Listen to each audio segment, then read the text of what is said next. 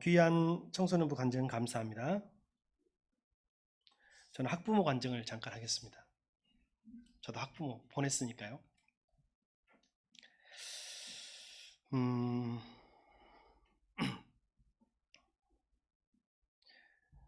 제가 가니까 다 은혜 받으면 좋겠지만 또 거기에는 은혜 받은 사람도 있고 은혜 못 받은 사람이 항상 있어요. 그죠?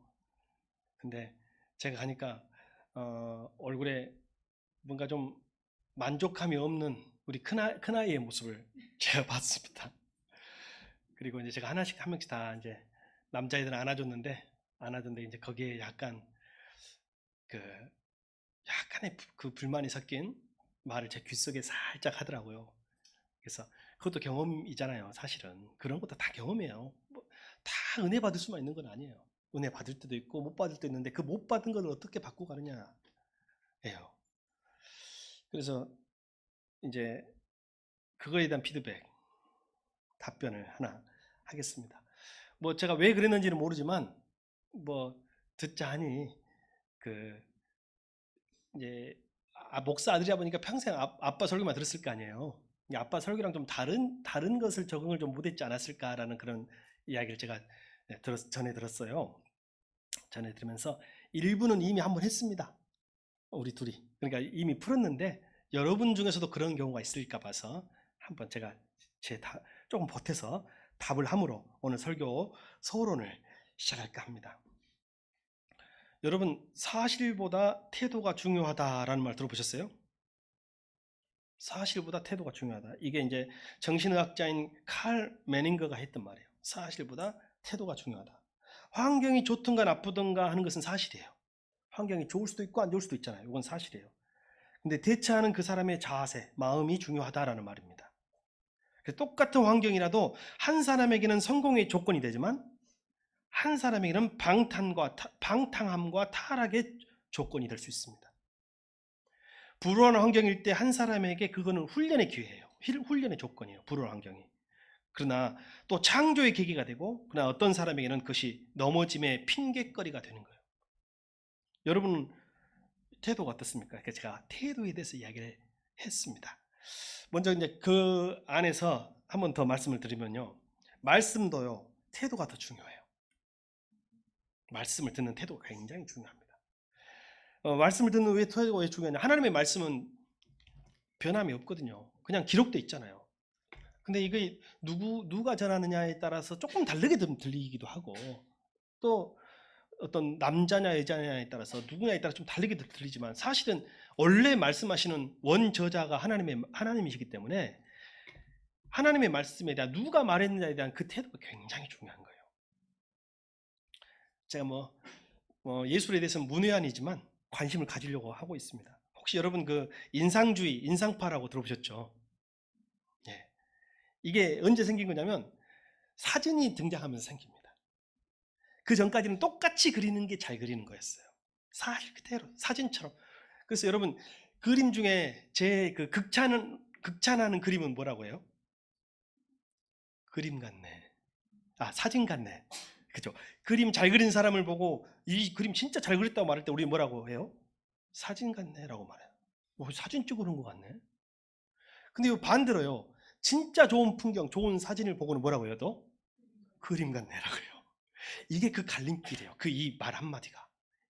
사실주의에서 인상주의가 나오게 된 배경인 거예요. 근데 인상파 화가 중에 모네와 거후가 좀 독특합니다.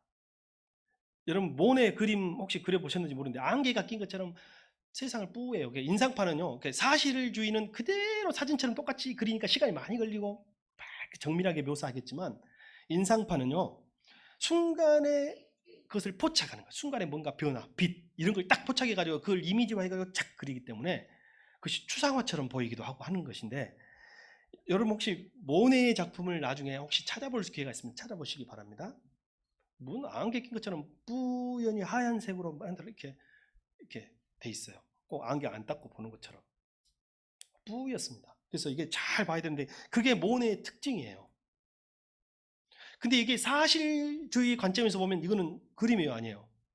처음에 인상파 그림들이 나왔을 때 사람들이 막 욕하고요, 환불 요청하고요, 난리 났습니다. 와서 돈 내놔 이런 게 그림이라고 하면서 막 했던 시절이 있어요. 근데 지금 모네의 그림은 굉장히 높게 평가받습니다. 또 고흐가 있죠. 고흐 들어보셨죠? 고흐는요 좀 노랗게 세상에 다 노란색이 진짜 많아요. 노란색이 막 해바라기 뭐 이런 거 있잖아요. 다 노랗게 그려놨어요. 벽도 노랗고 사람도 노랗고 얼굴도 좀 노랗고 이렇게 막 노란색이 많습니다. 그래서 왜 저렇게 그랬을까 했는데 나중에 요즘 학자들이 거기서 이제 의학적으로 접근해 봤어요. 모네는 말년으로 갈수록 더 그림이 뿌얘지거든요. 그때는 요즘처럼 백내장 수술을 하지 않았던 때예요. 그러니까 실제로 백내장이 있었던 것 같습니다. 그러니까 세상이 점점 뿌얘지는 거예요. 나이를 먹을수록 그림도 점점 뿌얘집니다. 그것은 그걸 작품을 우리가 가치 없다라고 말하지 않죠. 오히려 그가 뿌얘지면 뿌얘질수록 그의 인생을 녹아내고 그의 삶을 녹아내서 그리기 때문에 모네의 그림을 우리는 귀하다고 평가를 합니다. 여러분 혹시 고흐의 그림이 왜 그렇게 노란색이 많을까요? 이제 이것도 100%는 아니지만 많이 사람들이 동의하는 쪽으로 가고 있습니다. 당시에 가난한 사람들이 먹었던 우리로 말하면 소주 같은 술인데 어마어마하게 독한 한 75도까지 가는 술이 있어요. 압생트라고. 그 술을 이 고흐가 서양 사람들 믿음도 좋은데 술도 잘 먹은 사람들이 많아요. 자, 이거 해가지고 근데 그게 부작용이 있어요. 약간 너무 독하기 때문에 뭐 당시에 이 유럽 전체가 알코올 중독에 문제가 돼가지고 나라에서 막 금하기도 했던 그런 술입니다. 근데 고은이 이걸 평생 마셨는데 이거의 부작용이 뭐냐면 황시증이라는 병을 가지고 옵니다. 황시증, 이제 눈치챘죠? 황시증이 뭔지. 뭐예요? 세상에 어떤 색이 많아지게 보여요? 노랗게 보여요. 노랗게. 세상에 여러분 하늘이 노래져 본 적 있어요? 노랗게 되는 병이에요. 근데 그가 가난한 화가로서 술을 이 압생트라는 이 술을 막 먹으면서 우리도 몰랐지만 나중에 황시병을 알았던 것 같아요. 근데 세상을 100%는 아니라고 말씀드립니다. 왜냐하면 많은 사람이 동의하고 있지만 또 정말 고흐를 좋아하는 사람들은 왜 고흐를 비하냐고 또 이렇게 말을 하더라고요. 그래서 그런 쪽으로 볼 수가 있다는 거죠. 한번 물어봅시다. 모네의 작품이 비록 그의 제한된 시선으로 뿌옇게 그렸다고 해서 그의 작품이 가치가 없습니까? 오히려 더 가치 있어 보이네요. 반대로 고흐의 작품이 그의 황시증으로 인해서 좀 노랗게 표현됐다고 해서 그의 작품이 가치가 없습니까? 세상이 바뀝니까? 사실과 실체가 바뀝니까? 오히려 사실은 우리가 그런 뿌연 작품, 노란색으로 표현된 작품을 통해서 실체를 더 잘 이해할 수도 있게 됩니다.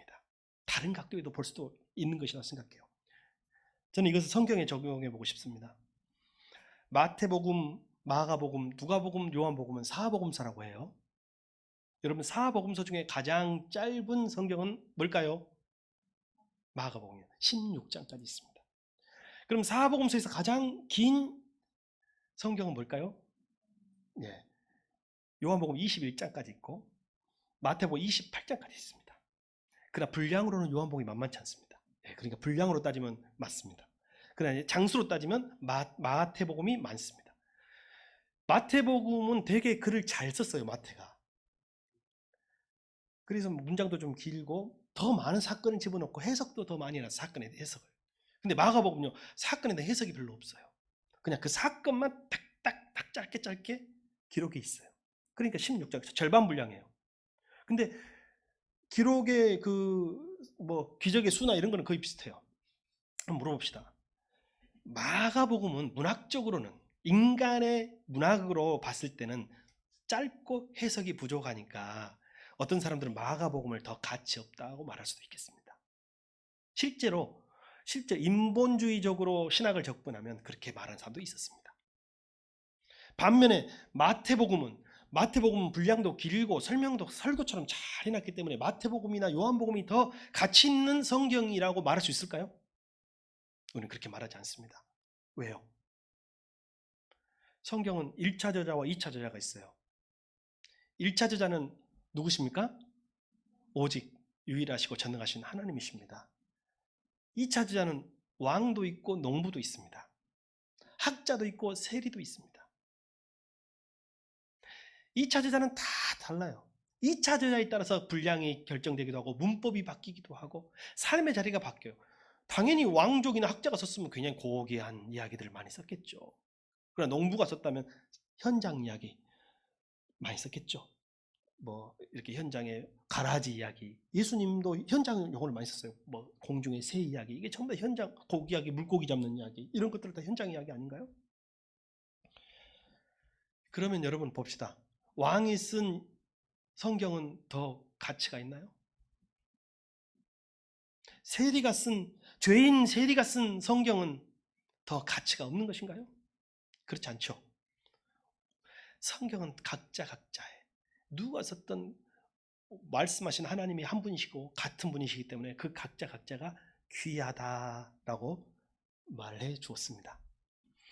여러분 말씀 듣는 태도가 여러분에게 굉장히 중요합니다. 오늘 누가 설교하느냐보다 이게 오늘 제가 전하는 말씀이 누구의 말씀이냐가 더 중요한 줄 믿습니다. 우리 새순교회 성도들은 말씀 듣는 태도에 있어서만큼은 저는 세상의 어느 교회보다도 뒤처져서는 안 되겠다라고 믿습니다. 네. 물론 저도 최선을 다해서 하나님의 말씀이 왜곡함이 없도록, 왜곡되지 않도록 증거하겠습니다. 그러니까 저보다도 더 중요한 게 이게 누구의 말씀이냐가 더 중요한 거예요. 그리고 무엇이 중요해요? 듣는 여러분의 태도, 말씀에 대한 태도가 더 중요하다 믿습니다. 오늘 말씀으로 잠깐 한번 들어가겠습니다. 혹시 파워포인트 그 지도 있는 거 하나 보여주십시오. 오늘은 어디냐? 자, 혹시 보이신가요? 얼른 끌 거니까요. 상관없습니다. 오늘은요, 성경에 보면은 어디를 떠나서 신광야를 떠나서 르비딤에 진을 쳤다. 그래서 신광야가 어디가 있을까요? 여기 보면요, 이렇게 삼각형이 되어 있다고 생각하면 돼요. 역삼각형. 그럼 제일 위에 파란색은 뭘까요? 지중해. 시작. 그리고 여기 지금 나와 있는데 여기 V자 모양으로 되어 있는데 여기가 잘렸죠? 여기 두 개 있는 여기 조금 보이는 이 바다는 하나 연결된 바다거든요. 이 바다는 무엇일까요? 홍해. 그러면 여기 있는 이 땅은요, 반도예요. 반도. 시내 반도, 시나이 반도라고 합니다. 무슨 반도요? 성경에는 시내 반도라고 되어 있고 뉴스에는 시나이 반도라고 나오는 것이에요. 그러면 시내 반도에는 뭐가 있을까요? 시내 산이 있어요. 어디 있냐? 여기 있어요. 여기 가장 만나는 곳에, 이곳에 있고요. 그 위에 시내 광야 보여요? 네, 시내 광야. 그리고 밑에 신광야라고 가려졌는데 시옷 광야 보이죠? 시옷 광야. 자, 시작하겠습니다. 불 켜주십시오. 신광야에 있다가라는 것은 시내산 북서쪽에 있는 산이 신의 광야였던 것 같아요. 신광야. 거기에서 무슨 경험을 해요? 마추라기, 만나 경험을 하죠. 그리고 옮겼어요. 옮긴 땅이 르비딤이에요. 르비딤. 방금 있었죠? 아래쪽으로 오면 르비딤이라고 있어요. 르비딤의 이름은요, 쉬는 장소, 원기, 회복이라는 뜻이에요. 그러면 여행자들이 여기서 어떤 쉼을 얻고 어떤 원기를 회복할까요? 이 이름이 암시하고 있는 복선이 있어요. 바로 물입니다. 물이 있는 곳이에요. 르비딤, 원기 회복, 쉬는 장소, 우리로 말하면 휴게소, 막 이런 개념이에요. 그러니까 그것은 시원케 하다라는 어원에서 왔어요. 그래서 르비딤이라는 지명은 추후에 이제 발생할 그 사실과 사건에 대한 복선의 역할을 이미 하고 있다는 것입니다. 그러면 1절에 그들의 문제는 뭔가요? 1절에 보면 장막을 쳤으나 마실 물이 없다예요. 뭐라고요? 장막을 쳤으나 마실 물이 없다. 장막을 쳤다는 것은 이제 충분히 이동했으니까 쉬어야 돼요. 몸이 너무 힘들어. 노약자도 있어요. 가축도 죽어요. 근데 쉬기 위해서는 뭐가 필요해요? 물이 필요합니다. 장막은 쳤으나 물이 없는 상태가 또 나왔어요. 자, 만나의 문제가 해결됐으니까 진짜 이제 다 걱정 없이 광야 끝까지 갈 수 있으리라 생각했는데 바로 옮기자마자 장막을 치자마자 무슨 문제? 물의 문제가 생겼어요. 저희가 에어컨을 이번 2번 고쳤습니다. 2번. 한 번 딱 고쳤어요. 한 번 기적적으로. 왜냐하면 요즘에 제가 주변에 수소문을 해보니까요. 교회들마다 에어컨이 고장난 교회가 많아요. 여름에 갑자기 고장 나잖아요. 그러니까 거기는 에어컨이 여러 대 있으니까 다 가동 못하고 고장 난 거 못 돌리고 이제 고장 안 난 걸 막 돌리고 있는 거예요. 이렇게 생각하고 포기하고 이제 8월 달 지나면 9월 달이 나올 것 같다고 그러더라고요. 그런 상황에서 우리가 어렵게 한번 고쳤잖아요. 하나님이 기적같이 저는 고쳤다고 생각하거든요. 근데 고치자마자 저만 한번 쎄보고 시험 삼아서 예, 금방 또 고장이 났습니다. 이제부터 제가 고장을 냈습니다. 거기는 제가 고장을 냈어요. 근데 막 진짜 막막하더만. 아까 여러분도 그런 말 했는데 하나님 왜 줬다 뺐습니까? 그랬더니 줬다 뺐습니까? 제가 그 말이 저절로 나오는 거예요. 제가 하나님 처음부터 못 고치게 하고 그러면 다 고친 다음에 쓰게 하지 왜 줬다 뺐습니까? 하나님 왜 하나님 고쳐주셔갖고 다시 고장나게 하십니까? 이게 저절로 나와요. 저절로. 근데 여러분 알죠? 승자의 언어와 패자의 언어는 같다 다르다? 그럼 패자의 언어는 뭐예요? 왜 줬다 뺐습니까? 하나님 너무하십니다 하면서 하나님하고 따지고 싸우는 게 이게 패자의 언어라면 승자의 언어는 뭐예요? 하나님의 뜻이 무엇입니까? 하나님 제가 어떻게 할까요? 이게 승자의 언어예요. 제가 금방 하나님 어떻게 할까요? 최선을 다해서 기도하고 또 우리 사역자들이 같이 중보기도 요청을 하고 백방으로 알아보고 또 방법을 알아보고 인맥도 동원해보고 또 여러분 지난주에 여러분 개인적으로 목장에서 공지가 됐죠? 에어컨 문제로 1층에서 예배드린다고. 지난주 1부와 2부로 나눠드리는데 오늘보다 더 사람이 많았어요. 오늘은 연휴가 끼니까 지금 휴가 간 사람들이 많거든요. 보니까 휴가 간 사람들이 많아요. 그러니까 지난주에는 우리는 불편하고 다소 불안했지만 하나님 편에서는 별로 문제가 없었어요. 제가 보니까. 그런 상황에서 여러 가지 일들이 나타나는데 자, 두 번째 에어컨이 고장나니까 마음이 더 힘들더라고요. 근데 아마 그랬을 거예요. 이스라엘 백성들이. 만나의 문제가 해결되니까 간절한 마음으로 감사를 드리고 했는데 갑자기 목마름의 문제, 물의 문제가 딱 생기니까 이 마음속 이 사람들이 갑자기 잠재되어 있던 것들이 올라오는 거죠. 그래서 제가 보니까요. 이 불신앙이라는 것은 여러 가지 옷을 입고 여러 가지 언어로 변장해 가지고 나타나요. 결국은 이스라엘 백성의 문제는 뭐냐면 불신앙의 문제였어요. 목마름의 문제가 아니었어. 배고픔의 문제가 아니었어요. 배고플 때 불신앙이 드러나고 목마를 때 불신앙이 드러났던 거예요. 그래서 간절히 기도하기 시작합니다. 원망은 한데 여기 보면 2절에 보면요. 우리 세번역 성경에는 대들었다 그래서 대들었다. 그러나 개역 성경에는 다투었다, 싸웠다라는 말이 나와요. 그리고 모세는 이 대든 것을 뭐라고 표현했냐면요. 어찌하여 주님을 시험하십니까? 다시 따라합시다. 어찌하여 주님을 시험하십니까? 시작. 이걸 개역 성경처럼 합시다. 어찌하여 주님을 시험하느냐? 시작. 여러분을 가르치면서 한번 해보세요. 어찌하여 주님을 시험하느냐? 시작. 이 소리를 여러분이 들어야 돼요. 여러분이 지금 그냥 하는 소리, 그냥 원망의 소리, 다툼의 소리가 주님을 시험하는 것일 때가 많아요. 모세가 그들에게 말하는 거예요. 어찌하여 주님을 시험하느냐? 어찌하여 여호와를 하나님을 시험하느냐라고 책망해요. 근데 어느 정도로 그들이 대들고 달라들었길래 그랬냐면 4절 하반절에 보면요. 하나님 저들이 나를 돌로 치려 죽일 것 같습니다 라고 말을 할 정도였다는 거예요.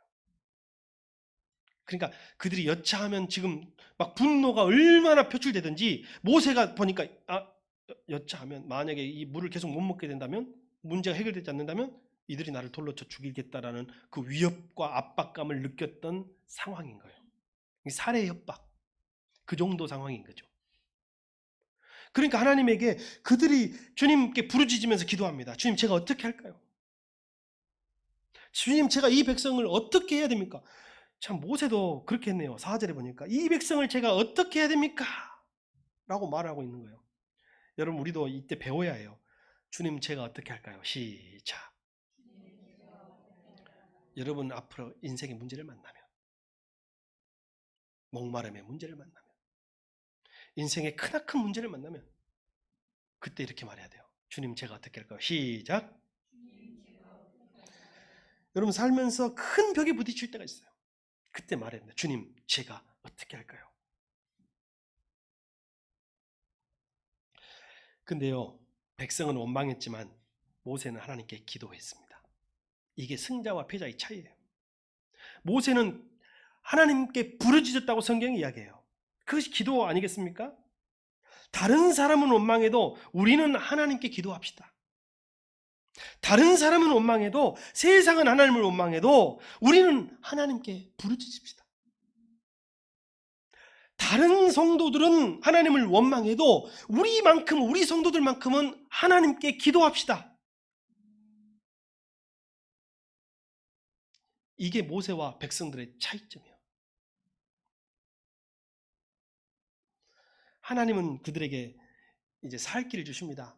근데 그들의 원망 때문에 살 길을 준 게 아니라 모세의 기도 때문에 하나님이 그들에게 살 길을 주시고 처방을 해주십니다.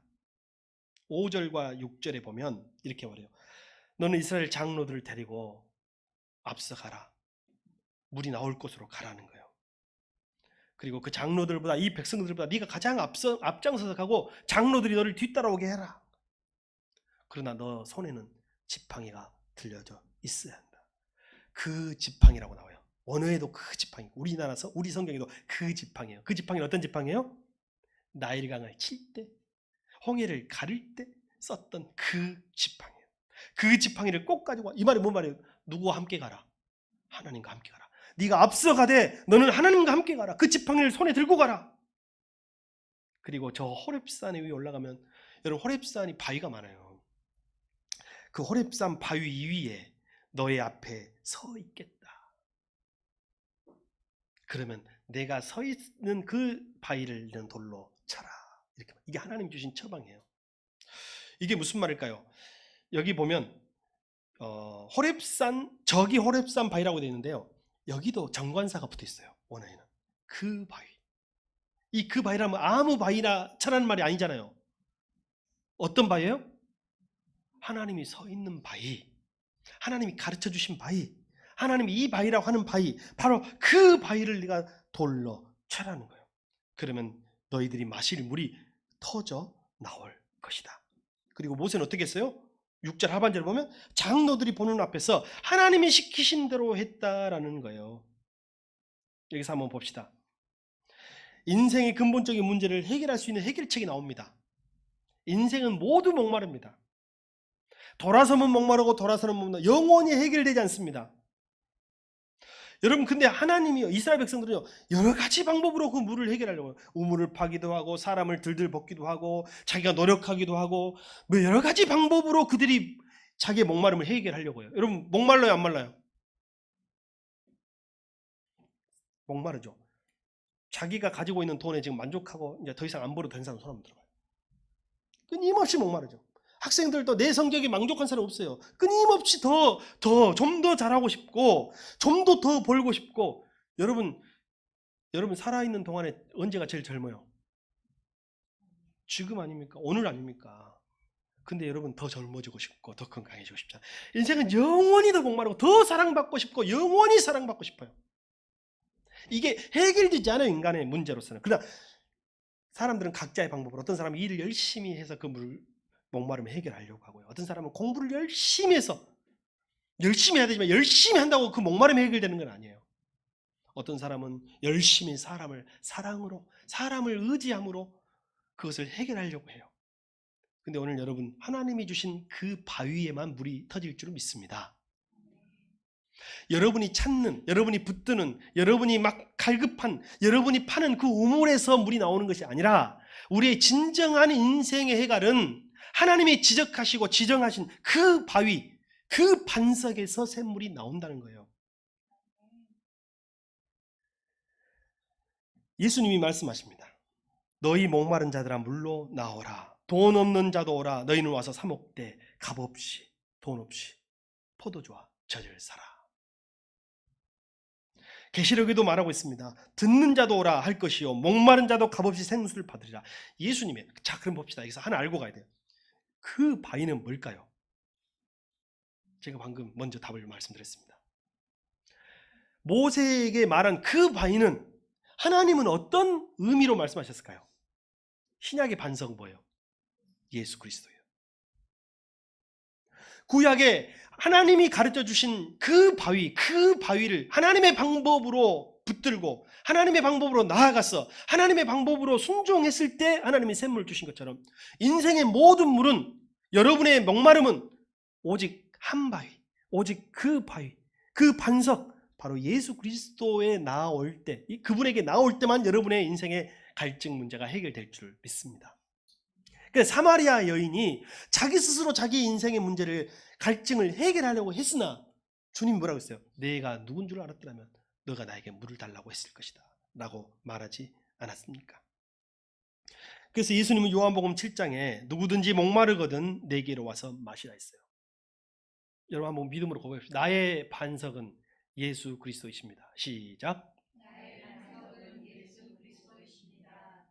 반석에서 물이 나오리니 백성이 마시리라. 근데 여러분 하나 봅시다. 여기서 신기한 게 있어요. 말씀이 있어요. 그리고 너희가 마시게 될 것이라는 말이 있는데, 혹시 물을 마셨다라는 말은 오늘 7절까지 기록되어 있어요? 안 돼 있어요? 한번 눈을 부릅뜨고 한번 봐보세요. 하나님이 반석에 가서 그 반석을 쳐라, 그러면 생수가 나올 것이라는 말까지는 기록되어 있어요. 근데 그들이 물을 먹었단 말이 기록되어 있어요? 안 돼 있어요? 왜 뺐을까요? 이왕이면 물을 시원하게 먹었다 이렇게 기록되어 있지 않겠어요? 왜 뺐을까요? 믿음 없는 나에게나 그것이 의미가 있어. 한번 따라합시다. 하나님의 말씀은 그 자체가 성취이시다. 다시 시작. 말씀은 그 자체가 이미 성취예요. 여기 지금 물을 먹었단 말이 기록되지 않았다고 물을 안 먹은 게 아니에요. 하나님은 이렇게 하면 너희가 먹으리라 라고 했고, 분명히 이 성경에 있는 하나님의 백성들은 그들이 물을 먹었다는 것을, 생수를 먹었다는 것을 알고 있어요. 왜? 말씀이 성취이기 때문에 그렇습니다. 마지막으로 오늘 제목을 잠깐 여러분에게 설명하고 마치겠습니다. 자, 봅시다. 내가 앞장서라. 백성들 앞에, 장로들 앞에. 네가 가서 그 바위에 가면 내가 너보다 앞장서서 너 앞에 서 있으리라. 너 앞에 서 있으리라. 이렇게 말했어요. 이게 어떤 뜻일까요, 여러분? 무슨 의미일까요? 자, 한번 살펴보겠습니다. 이번에 아동부 수련의 주제가 뭐였어요? 하나님 앞에서요. 하나님 앞에서. 코람 데오는, 코람은 라틴어인데요. 코람은 뭐뭐 앞에서라는 뜻이고요. 데오가 하나님이에요. 하나님 앞에서라는 뜻이에요. 코람 데오는. 그러면 한번 우리가 살펴봅시다.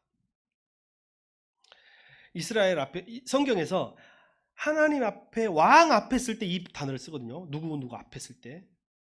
여호와 앞에 설 때라는 말 때 이것을 쓰고요. 또 언제 쓰냐면 요셉이 바로 앞에 섰다 할 때도 바로 이 히브리어를 씁니다. 그리고 다윗이 사울 왕 앞에 섰다 할 때도 왕 앞에 쓸 때 이 표현을 써요.